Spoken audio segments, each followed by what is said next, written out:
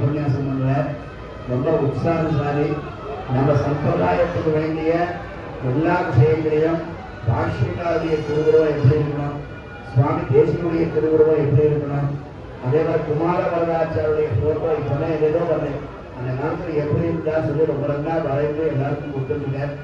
இப்போ நம்ம 4 டேக்கு ஒன்றா வரிசையாக வந்துட்டே இருக்கணும்னா அந்த சுவாமி நல்ல டைம் மெயின்டைன் பண்ணுறது அது சந்தேகம் இல்லைன்னு அவர் தான் அப்புறம் போய் பண்ணணும். அதாவது ஸ்ரீனிவாச வரதாச்சார சுவாமி அவருடைய விஷயம் சேவியத்வாத் என்கிற விஷயத்தை அவர் சாதிப்பார்.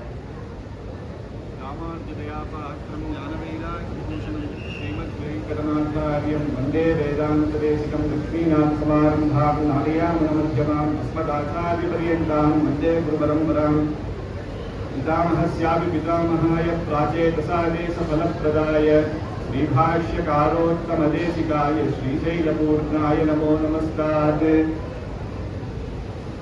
இன்னைக்கு தேவஸ்ரீமான் அப்படின்ற தாத்பரிய ரத்னாவளியினுடைய அர்த்தம் பார்ப்போம். பகவானே தான் தன்னை அடைய அவனே தான் உபாயம். அவன் அனுகிரகம் பண்ணாதான் உண்டு. சரணாகதி அப்படின்றது ஒரு வியாஜம் தான், அது ஒரு உபாயம்னு சொல்றது இல்லை. பக்தி யோகங்கள்லாம் பண்ணணும் சாஸ்திரப்படி. ஆனா பகவான் சரணாகதி பண்ணாலும் நான் ஏற்றுக்கிறேன் அப்படிங்கிறான். அதனால அவன் அனுகிரகம் பண்ணணும். பக்தி யோகமா இருந்தாலும் அவன் அனுகிரகம் பண்ணாதான் இது உண்டு. அது திருவேங்கடமுடியாமே சாட்சாத் அந்த சரணத்தை காட்சிட்டு என்னுடைய சரணத்தை பற்றினவர்களுக்கு இந்த சம்சாரம் அப்படின்றது ஒரு வெறும் சுலபமாக நம்ம நீங்கி வந்துடலாம் அப்படின்னு காட்டுற மாதிரியாக இருந்திருக்கு. அப்பேற்பட்ட தன்னை அடைய தானே உபாயம் அப்படின்னு சொல்லியாச்சு. இதுதான் திருவாய்மொழி 1000 பாசுரத்துக்கும் ஒரே ஒரு அர்த்தம் என்னன்னா தன்னை அடைய தானே உபாயம். அப்புறம் ஏன் 1000 பாசுரம் சாதிக்கணும் ஆழ்வார் அப்படின்னா அவருடைய குணங்களை அனுபவிக்கணும். நம்மளே பெருமாளை சேவிச்சா நமக்கு அறியாத நம்ம அந்த திருநாமங்களை சொல்றோம். அவனுடைய குணங்களை நினைச்சுட்டே இருக்கும். குணங்கள் அப்படிங்கும் பொழுது பகவான ரூபகிருத்த தாசியத்துவம் குணகிருத்த தாசியத்துவம் அப்படின்னு 2 இருக்கு. பகவானுடைய ரூபத்தை பார்த்து அவனுடைய திருமேனியை பார்த்து அந்த அழகிலேயே மயங்கிறது ஒண்ணு. பகவானுடைய குணத்தை திருவேங்கடமுடியான்னு வச்ச சுவாமி தேசிகன் தயாசதகம் அப்படின்னு பண்றது. குணத்தை தான் பிரதானமா எடுத்துக்கிறது. அது திருவேங்கடமுடியானுடைய வர்ணனையே எங்கேயுமே கிடையாது. தய தய தய அப்படின்னு அந்த வர்ணனையே தான் இருக்கு. அப்போ இந்த ஒரு குணத்தை தான் 10 10ஆக எப்படி இந்த ஒரு குணத்தை தான் சொல்றார் ஆழ்வார் அப்படின்னா எப்படி அது எடுத்திருப்பேன்னா ஒரு பதத்துக்கு நம்ம 1000 வேர்ட்ஸ் எழுதிடலாம், சுலபம். வியாக்கியானம் பண்றது அது ஓரளவுக்கு பரவாயில்ல. ஆனா பெரிய வியாக்கியானத்தை எடுத்து ஒரு வார்த்தையில சொல்லணும் சாரமாக அப்படின்றது ரொம்ப கஷ்டம். அப்ப அதை அலசி ஆராய்ந்திருக்கணும். அப்ப சுவாமி தேசிகன் இதுதான் குணம் அப்படின்னு எப்படி எடுத்தேன் அப்படின்னா 1000 பாசுரங்கள்ல ஒவ்வொரு பாசுரத்தினுடைய குணம் என்ன பிரதானமாக ஆழ்வார் சொன்னார் அப்படின்றத எடுத்து அதிலிருந்து முதல் தசகம் முதல் திருவாய்மொழி 10க்கு அதை எப்படி டிரைவ் பண்றது, அப்புறம் 10 10 10 முதல் 10 எடுத்து இந்த குணத்திலிருந்து இந்த 100ல அவர் என்ன சொல்ல வர அப்படின்றத டிரைவ் பண்ணி பூர்த்தியாக இதை சொல்றது. அது அவ்வளவு ஆச்சரியமா ஒரு டேபிளே போட்டுடலாம். நமக்கு வேதாந்த சாஸ்திரங்களுக்கு எல்லாம் சூத்திரம் இருக்கு, சூத்திரக்காரர்கள் இருக்கா, சூத்திரம். அந்த சூத்திரத்தை தான் பெரியவா அப்படியே ஞாபகம் வச்சிருப்பான். அதை வச்சு சூத்திரத்தை சொன்னாலே அதனுடைய வியாக்கியான பாஷ்யங்களை அப்படியே சொல்லிடுவான். அந்த மாதிரி திருவாய்மொழிக்கு சுவாமி தேசிகன் இப்பேற்பட்ட குணங்களை எடுத்து நமக்கு கொடுக்கிறேன். இந்த இடத்துல குணங்கள் சூத்திரம்னு சொல்ல முடியாது, ஆனா அதை ஞாபகம் வச்சுக்கிற மாதிரி ஆழ்வார் அனுபவிச்சு அந்த குணங்களை தரும். இப்ப அடியனுக்கு வந்த இன்னைக்கு டாபிக் என்னன்னா ஒவ்வொரு சதகத்திலையும் அப்படின்னா ஒவ்வொரு 10 1ஆம் 10 2ஆம் 10 3ஆம் 10 சொல்றோம் இல்லையா, அதுல எந்த குணங்களும் சொல்லப்பட்டிருக்கு. அதனாலதானே தனியா தன்னை அடைய தானே உபாயம் எப்படி வராது அப்படின்றது இல்லை. அதை சொல்லும் பொழுது அந்த 10 குணங்களை சேவ்யத்வாத் போத்யபாவாத் சுபதனு விபவாத் சர்வபோத்யாதிகத்வாத் ஸ்ரேயஸ்தத்தேது தானாத் ஸ்ரித விவசதயா ஸ்வாஸ்ருகானிஷ்டகித்வாத் भक्तच्छन्दानुवृत्ते निरुपधिक सुहृते भावतः सत्पदभ्याम् साहायाच्च स्वसिद्धे स्वयमिह करणं श्रीधर प्रत्यपादी அப்படின்னு முதல் தசகம் முதல் 10 என்னன்னா சேவியத்வார், எம்பெருமானே சேவியன். இதுதான் அது எம்பெருமானே சேவியன் அப்படின்னு எப்படி சொல்றேன்னா ஒவ்வொரு 10னுடைய இதுவும் பார்த்து சொல்லணும். முதல்ல என்ன பெருமாளுடைய பரத்வத்தை சொல்றது, அதுக்கப்புறம் பெருமாளுடைய சௌலபியம், அப்படின்னு பத்துளை அடியவருக்கு எளியவன் அப்பேற்பட்ட பரத்வம் இந்த பெருமாள் அவன் எப்படி யசோதாமாவுக்கு கட்டுப்படுறான் அப்படின்ற அந்த உடலினோடு அப்படின்னு கட்டுப்படுறான் அந்த விஷயத்தை சொல்லு. அதுக்கப்புறம் ஆசிரித்த சுலபனாக இருக்கு அப்படிங்கிற ஒவ்வொரு தசகத்தினுடைய அந்த குணங்களை எடுத்து இந்த முதல் திருவாய்மொழி முதல் 10 என்ன சொல்லிருக்க அப்படின்னா சேவியத்துவார், எம்பெருமானே சேவியன், வேற யாருமே சேவியன் இல்லை அப்படின்றது நமக்கு தெரியும். அதுக்கு அடுத்தது போக்கியபாவாது, எம்பெருமானே பரம போக்கியன். அப்ப பெருமாளை நம்ம தியானம் பண்றோம், பெருமாளுக்காக நம்ம ஸ்தோத்திரங்கள் சொல்றோம் அப்படின்னா அந்த ஸ்தோத்திரங்கள் சொல்றதே ஒரு போக்கியம் தான். நம்ம பண்ற அந்த உபாயமே ஒரு போக்கியம், அதுவே பலன் தான், தனியா ஒரு பலன் தேவையில்லை. அப்ப அவனே போக்கியன் அப்படின்றது. அதனாலதான் அந்த இடத்துல சொல்ல ஆடியாடி அகங்கரைந்து இசை பாடி பாடி கண்ணீர் மல்கி அப்படின்னு சொல்லும் பொழுது அந்த பாட்டுல அப்படியே தியானம் பண்ணி இவனை தவிர வேற எது போக்கியமாக இருக்க முடியும் அப்படின்னு அதெல்லாம் சொல்லிட்டு அந்த 10வது இதுல அந்த சதகத்தை முடிக்கும் பொழுது கிளறொடி இளமை கெடுவதும் முன்னம் அப்படின்னு இந்த கரணங்கள் தான் நம்ம முடியறதுக்கு முன்னாடி வயசாகிறதுக்கு முன்னாடியே அந்த திருமாலிருஞ்சோலையில போய் பெருமாளை சேவிச்சிடணும் அப்படிங்கிறது. இது என்ன ஆகுதுன்னா பத்ரிகாசிரமத்துல போய் பெருமாளை சேவிக்கணும் அப்படின்னு சொல்லலாம்ல, அது ரொம்ப கஷ்டம் பத்ரிகாசிரமம் போய் சேவிக்கிறது. ஆனா இங்க மதுரையில திருமாலிருஞ்சோலை சேவிக்கிறது சுலபம். ஆனா ஆழ்வார் என்ன சொல்றாரு, பக்கத்துல இருக்கிறத விட்டுட்டு அதையே நம்ம விட்டுட்டு அப்புறம் என்ன. அதனால முதல்ல இந்த கரணங்கள்லாம் உருவாக்கு முன்னாடியே அந்த பெருமாளை போய் சேவிக்கணும் அப்படின்னு சொல்லும் பொழுது அந்த சதகத்துல போக்கியத்துவம் அப்படின்றது நமக்கு தெரியும். 3வது சுபதனுவி பவார் அப்படிங்கும் பொழுது எம்பெருமான் சுபாஸ்ரயமான திவ்யமங்கல விக்கிரகத்தோடே இருக்கான். திவ்யமங்கல விக்கிரகம் இருக்கு பகவான். இப்போ பக்தாதிகள் பிரகலாதாதிகள் சொல்றாங்க இந்த ஸ்தம்பத்தில் இருக்கானா அப்படின்னா பகவான் இருக்காங்க. அப்பேற்பட்ட பாவம் நமக்கு இல்லை. வாயால சொல்லிடலாம் பகவான் இருக்காரா இருக்கார் அப்படின்னு. கோவில் வெளில போனா நம்ம எல்லாம் தப்பு பண்ணிட்டு இருக்கோம் சாதாரணமா. கோவில் பெருமாள் இருக்கிறாங்க நான் பண்ண மாட்டேன். ஏன் அப்ப வெளில அந்த பெருமாள் இருக்கிறது அந்த உணர்வோட நமக்கு பிரகலாதன் போன்ற பக்தி நமக்கு இல்லை. அதனால பகவான் அர்ச்சாதனுக்கு எடுக்கிறதே நமக்காகத்தான். அங்கேதான் அந்த 3ஆம் 10 தான் ஒழிவில் காலம் எல்லாம் பாசனம் வரும்.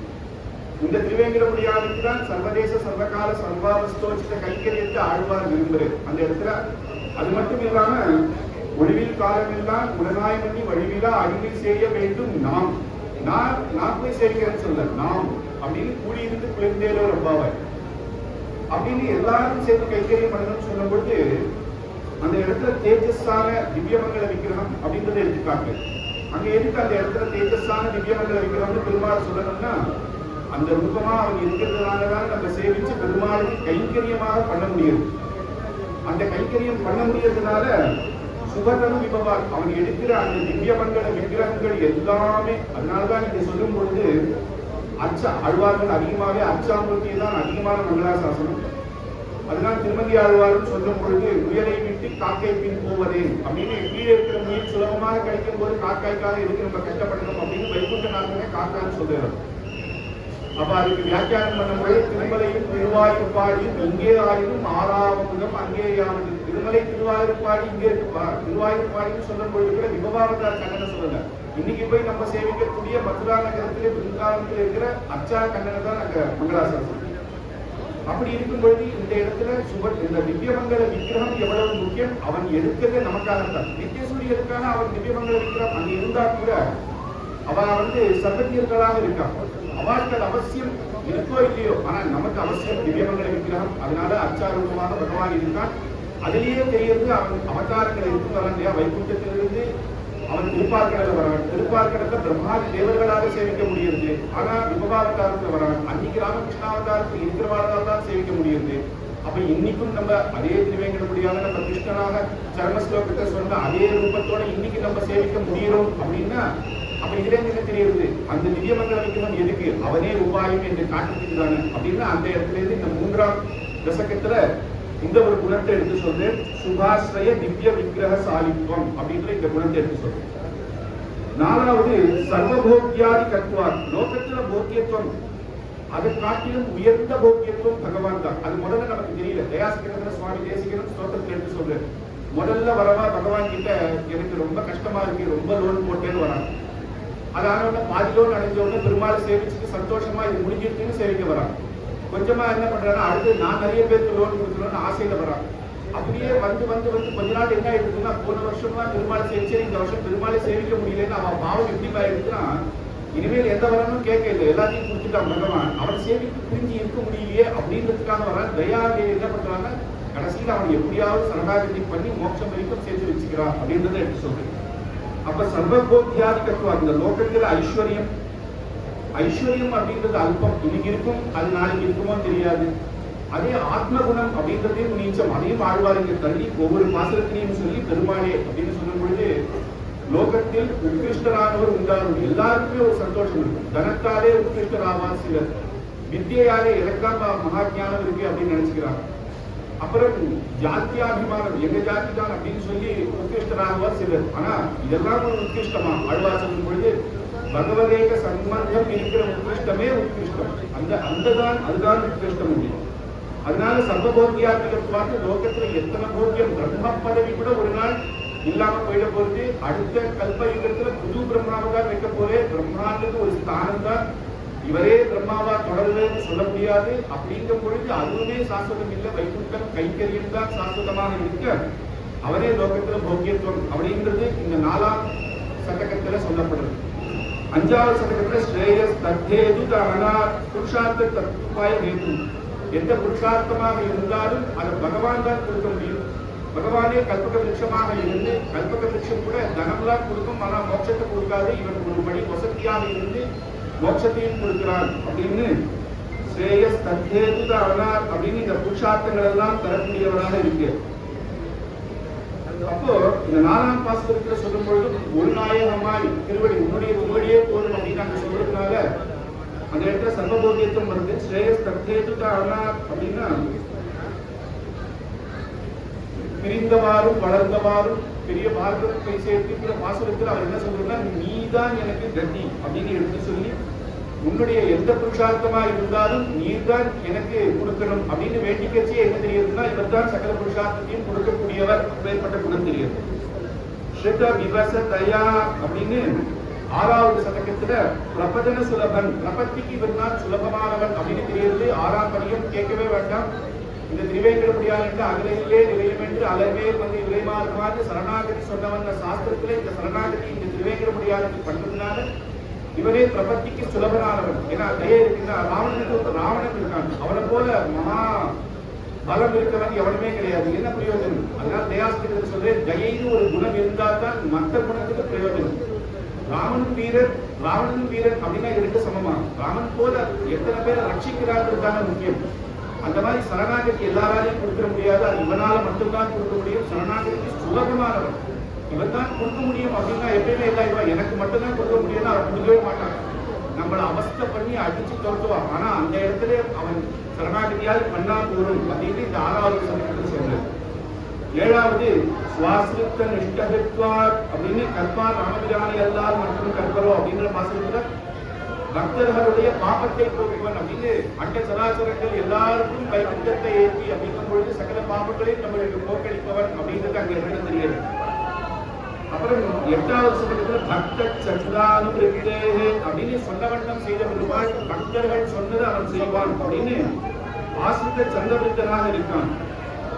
9வது சதகத்துல நிருபதி சுகிருத்து அப்படின்னு காரணம் இல்லாதையே நமக்கு அனுகிரகம் பண்றாங்க. நமக்கு என்ன காரணம் அப்படின்னா காரணம் இல்லாதையே அனுகிரகம் பண்றாங்க.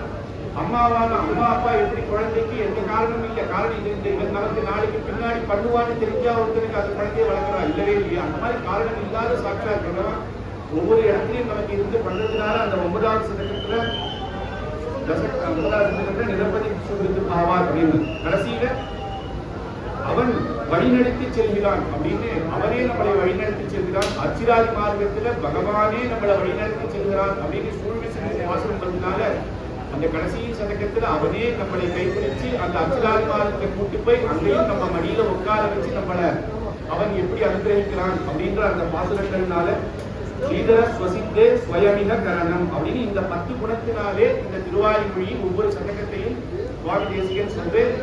இதுதான் பிரதானமான குணம். மற்ற குணங்கள் சொல்லலையா அப்படின்னு சொல்ல முடியாது. ராமாவதாரம்னா தர்மம், கிருஷ்ணன்னா சுலபன் அப்படின்னு சொல்றோமோ அது பிரதானமாக சொல்றதுனால இந்த தசகங்கள்ல இந்த ஆச்சரியமான குணங்களை பகவான் சொல்லியிருக்கு அப்படின்னு இதை சொல்லி அகைன் கவிதார்க்கிக சிம்ஹாய கல்யாணசாரிணே ஸ்ரீமதே வெங்கடேசாய வேதாந்த குரவே நமः. ஸ்ரீனிவாச வரதாச்சாரிய எக்ஸலண்ட் உபன்யாசம் கேட்டோம். ரொம்ப கிளியர் கட்டா ஒவ்வொரு பதத்துக்கு